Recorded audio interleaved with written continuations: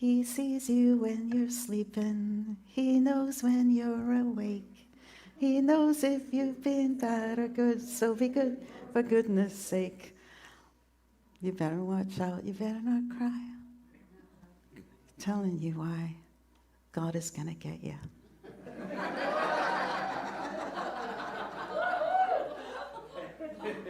When I grew up, I had this really conflicted picture or message about God. Because on the one hand, God was presented as this loving, father-like figure. And on the other hand, God was presented as this judge in robes, sitting on a throne somewhere with a clipboard, just making sure that I was doing everything right or wrong. And I could never quite figure out how that could be. Because I know that my parents are human, and there is nothing on this planet that I could have done or do that would prevent my parents from loving me unconditionally. There is nothing that my son could do on this planet that would prevent me from loving him unconditionally. So it made no sense to me that this God, this creator of all that is, would be needing my obedience and obeisance, or I was going to get punished. My God had to be bigger than Santa Claus. And so began my questioning about what God is, who God is. Did you notice the name of the talk today is What is God? Did some of you think, well, shouldn't it be who is God? I'm here to tell you it doesn't matter.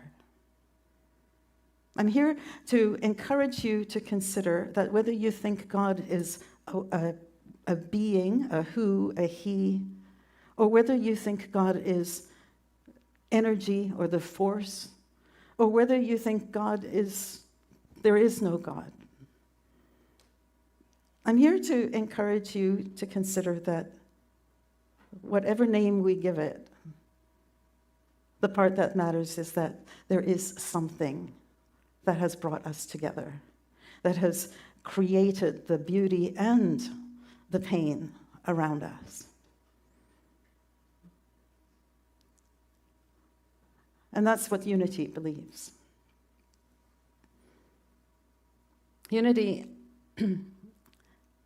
has 5 basic principles, but really the 2 foundational principles that we have is that there is only one power,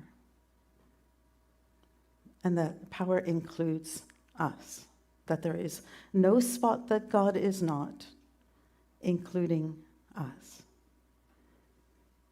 The first principle, what I think of as one universal power, you guys have heard me sing this birthday song a bunch of times. I'll sing it again for the folks from White Rock. But what happened was, unity has 5 basic principles, but no one can remember what they are, or very few people can remember what they are. And so on the long drive back from Whistler one weekend, I said to Walt, I need to put this into a song so that I remember it. And so what I came up with was to the tune of Happy Birthday, and it's one universal power, a network of all ideas lead to experiences. Take time to be still, you'll live in peace. 5. Thank you. And this way I actually remember them. Yay, good for a unity minister. But the idea of one universal power is in itself amazing, because it has implications about how we live. And imagine how we could live if we could buy into just that one idea, that there is one power.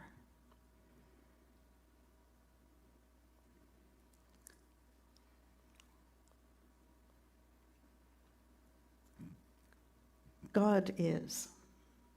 Energy is. The force is. Quantum is. It doesn't matter what you call it. God is. I looked up on Google many years ago to see how many names I could find for the word God.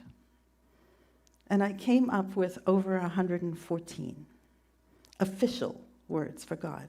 And there are probably thousands more that are less like religious based. God, good, spirit, Allah, Shiva, mother, father, goddess, spirit, universal energy, divine intelligence, the force, divine mind, love, life, Tao, Gaia, and more. What if we didn't care about what it was called? In the book, The Secret, James Ray writes, you go to a quantum physicist and you say, what creates the world? And he or she will say, energy. Well, describe energy. Okay, it can never be created or destroyed. It always was, always has been. Everything that ever exists always exists. It's moving through form and out of form. You go to a theologian and you say, what is God? Describe God. The theologian will say, always was, always has been, never can be created or destroyed. All that ever was, all that ever will be, always moving into form, through form, and out of form. You see, it's the same description, just different terminology. This idea that there is ever-present, ever-intelligent intelligence surrounding us is an idea that isn't unique to Unity. It's as if we kind of know at some level that it doesn't make sense for there to be different names for God and only my God is right. I have this vision of all the different names for God sitting at a table having tea up in heaven somewhere and looking down at all the chaos created in their names and shaking their heads and saying, they still haven't got it. In the Bhagavad Gita, God is referred to this way. By me is this entire universe pervaded. All things are in me and I in them. Know that as the mighty wind blowing everywhere rests in the sky, all created beings rest in me. I am the father, the mother, the supporter, and the grandsire of the universe. Isn't that beautiful? So poetic. All created beings rest in me. And for those of you who know me by now, my personal favorite definition of God is the Force in Star Wars.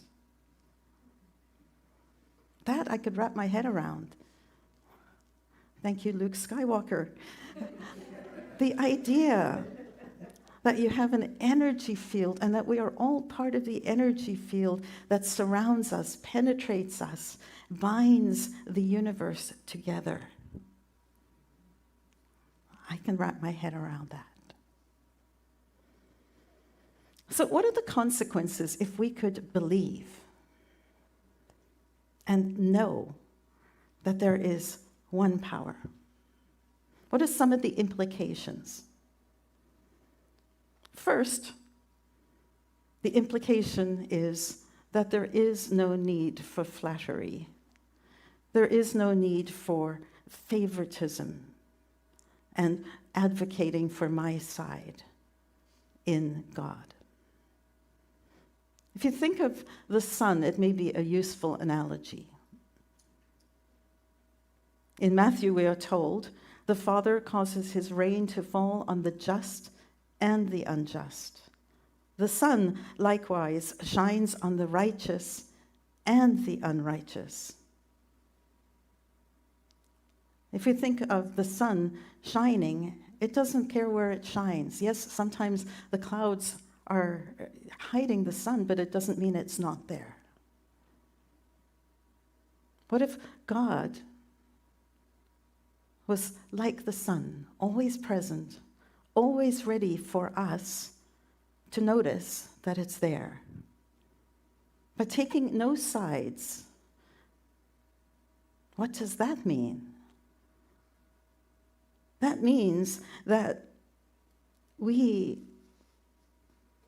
aren't guilty if we do something, then something horrible happens to us. God is. It's all included.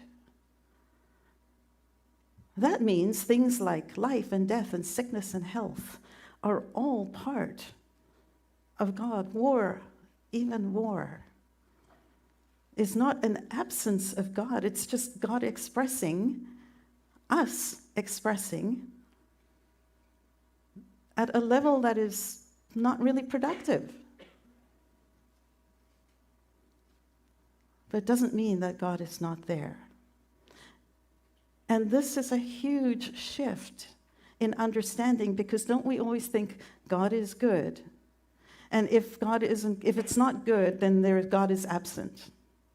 Well, maybe all that's happened is the equivalent of a cloud. God is always there. Energy is always there waiting for us to use it in a productive way or a destructive way.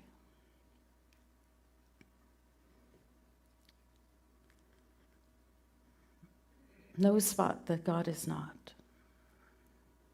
That means that if I am going to war and praying to God over here, and my foe is over here praying to the same God, how does this stuff make sense?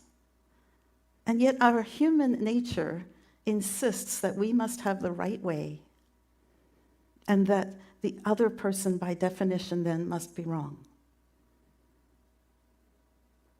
If we could see that we are all connected, that we are all praying to the same God by whatever name our understanding is, then we could relax. We could accept. Maybe not so much embrace if we don't feel that strongly, but we're all just trying different ways to understand the mystery of life. And there is mystery of life.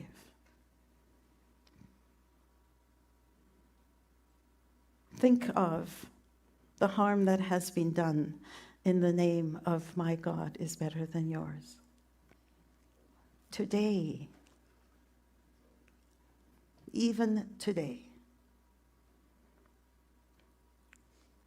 Did you ever consider that the three major religions on the planet, Judaism, Christianity, Islam, that all three of them pray to the same God? All three pray to the God of Abraham. What if we could accept that each is doing the best they can with the framework that they are working in, and not try and impose our will on someone else?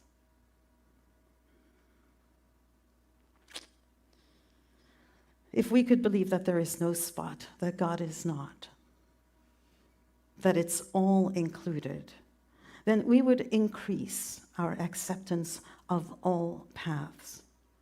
The atheists, the agnostics, the denominations that aren't officially Christian, and the denominations within Christianity that range from far right to progressive.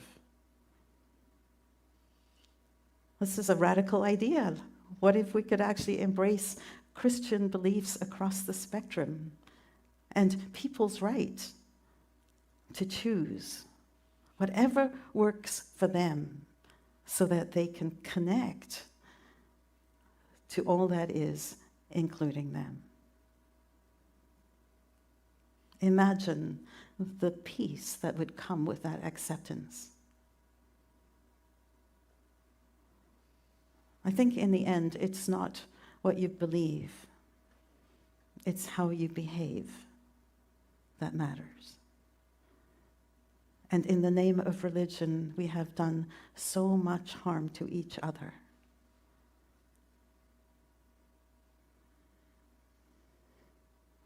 Another aspect of this idea that it is all God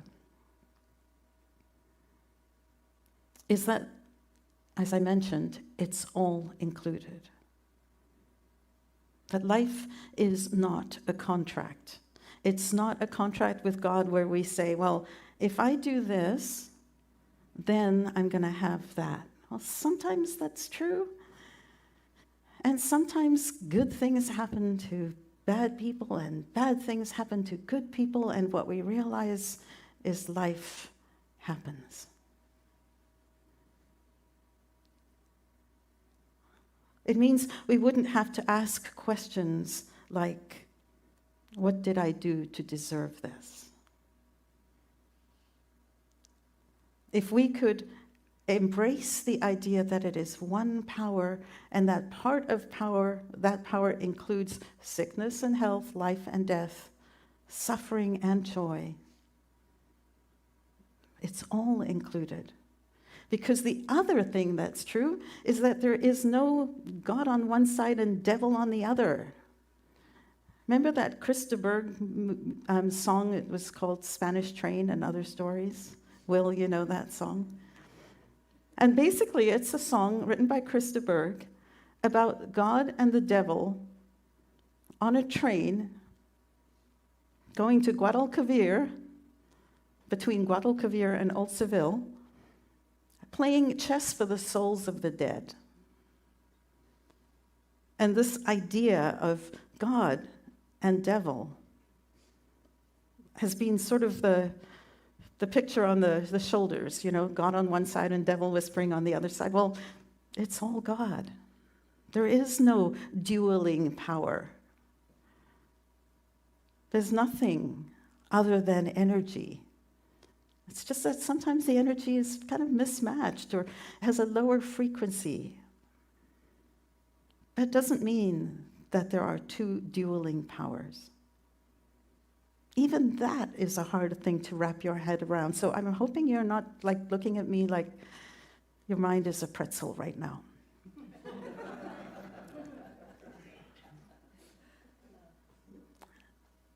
And one of the most important things then to take from this idea of one power is to trust that there is order in it all.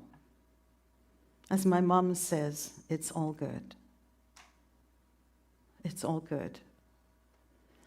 And oh my gosh, sometimes that does not feel like the truth.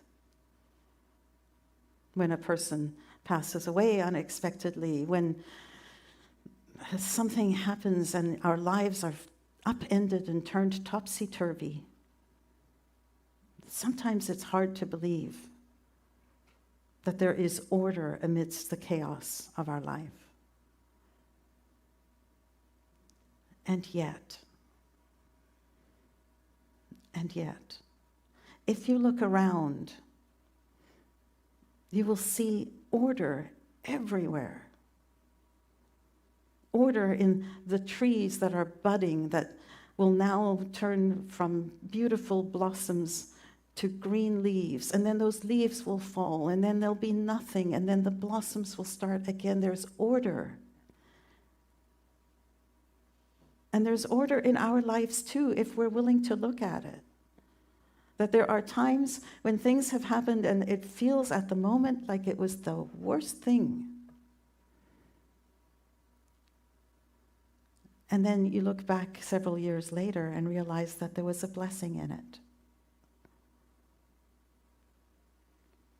if you can embrace the idea that there is one power, that there is order in that power, that there is no favoritism, that unpleasant and pleasant are all included, then you'll start to notice how often you label things as God was present, God was absent, God was present, God was absent, God is in this, God is not in this. I encourage you this week to look at that. Notice how often you see the presence of God and the absence of God. And see if you can shift to see God in all of it. And next week, we'll talk about how that applies to us and how we can see God in every face, as we sang earlier today. One universal power. That is what God is. And as Reverend Julie used to say, you could call it peanut butter. It doesn't matter what you call it, including not calling it anything, not believing anything. It's still there. There is no spot that God is not, including each and every one of us. More on that next week. I bless you.